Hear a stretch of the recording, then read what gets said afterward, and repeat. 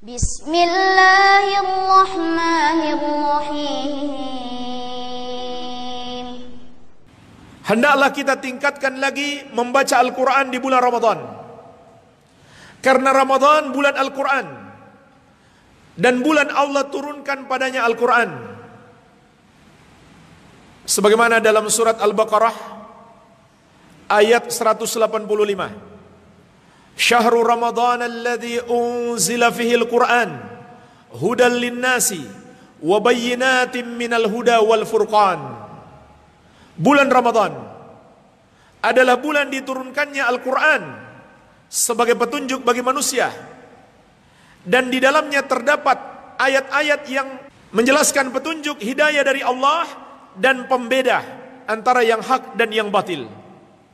Jadi puasa adalah bulan Al-Quran.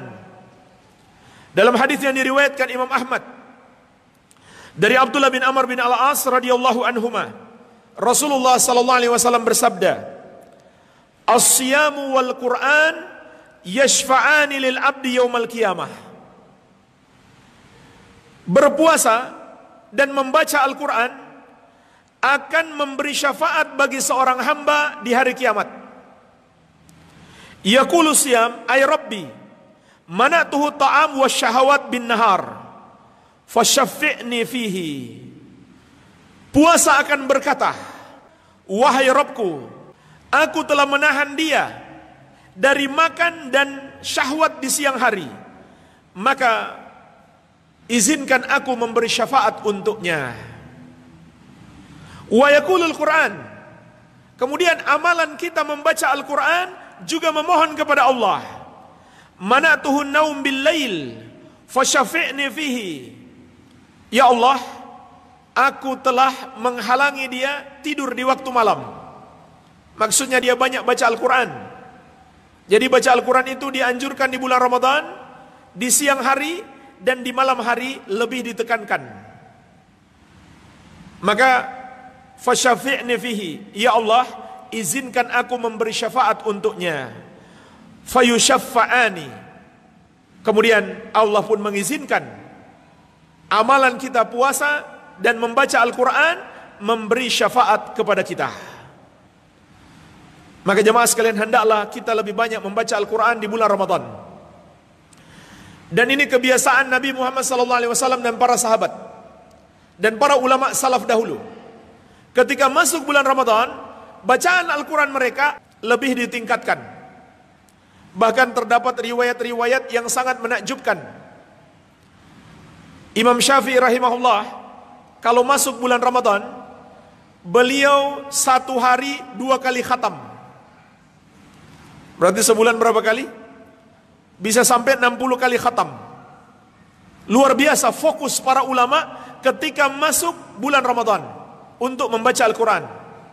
Kemudian yang berikutnya jemaah sekalian, memperbanyak sedekah. Sedekah adalah amalan yang agung. Nabi SAW bersabda, kullun fi dhilli sadaqatihi yaumal qiyamah. Setiap orang akan berada di bawah naungan sedekahnya di hari kiamat. Dan jemaah sekalian, di bulan Ramadan hendaklah kita tingkatkan sedekah kita.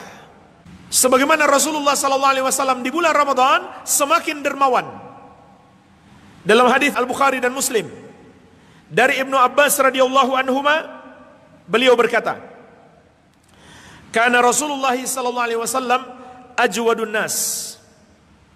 Rasulullah SAW orang yang paling dermawan. Ajwadun nas ini bisa ditafsirkan dua. Orang yang paling baik secara umum, semua kebaikan, dan juga orang yang paling dermawan. Kana ajwadu ma yakunu fi Ramadan. Ketika masuk bulan Ramadan, maka beliau semakin dermawan, semakin suka memberi, semakin suka bersedekah. Hina yalqahu Jibril, terutama ketika malaikat Jibril menemui beliau.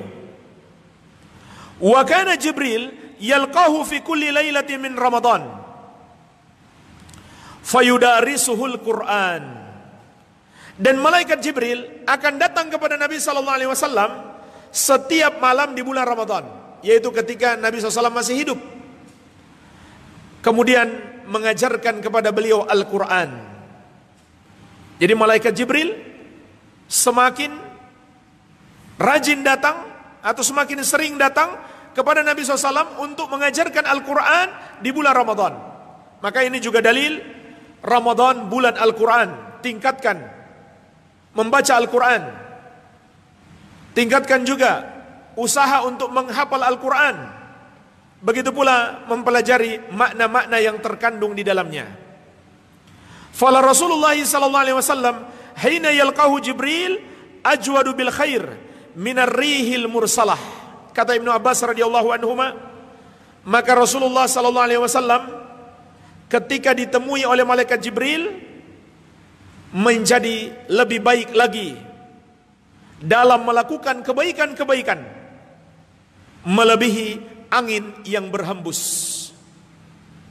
Jadi Nabi SAW di bulan Ramadan meningkatkan ibadah dan juga meningkatkan sedekah beliau. Maka jemaah sekalian, hendaklah kita tingkatkan sedekah kita. Dan termasuk sedekah yang sangat dianjurkan di bulan ini adalah memberi makan orang yang berpuasa. Apakah makan sahurnya atau makan berbukanya?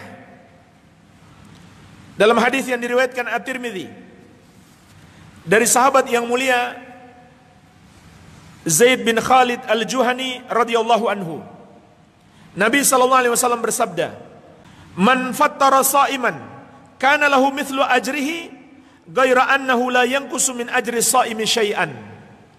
Barang siapa memberi makan orang yang berbuka puasa, maka ia akan mendapatkan pahala yang sama dengan orang yang berpuasa tersebut tanpa mengurangi pahala mereka sedikit pun. Subhanallah jemaah sekalian. Berarti kalau kita memberi makan 10 orang yang berpuasa, maka kita dapatkan pahala 10 orang. Bayangkan kalau 100 tanpa mengurangi pahala mereka sedikit pun. Namun hadis ini disebutkan berbuka. Bagaimana kalau kita beri makan sahur? Sama pahalanya. Pahalanya sama. Untuk makan berbuka atau makan sahur. Dan bahkan ini kaidah umum. Ini kaidah umum. Yaitu kalau kita membantu orang yang beribadah, maka kita akan dapatkan pahala yang sama dengan dia, walaupun kita belum melakukannya.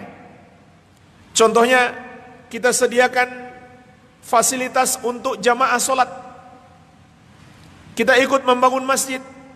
Kita ikut membuat fasilitas tempat berwudu dan lain-lain. Semua orang yang datang sholat, kita dapatkan pahala mereka tanpa mengurangi pahala mereka sedikit pun. Kita membantu pondok pesantren, membantu para penuntut ilmu. Setiap mereka belajar ilmu, pahala mengalir kepada kita. Mereka amalkan ilmu itu, pahala mengalir kepada kita. Mereka sebarkan ilmu itu, pahala juga mengalir kepada kita. Dan orang yang mereka ajarkan ilmu juga mengamalkan ilmu mereka, pahalanya juga mengalir kepada kita. Makanya jemaah sekalian, bersedekah itu luar biasa pahalanya, bisa menjadi berlipat-lipat, terutama di bulan Ramadan. Baik.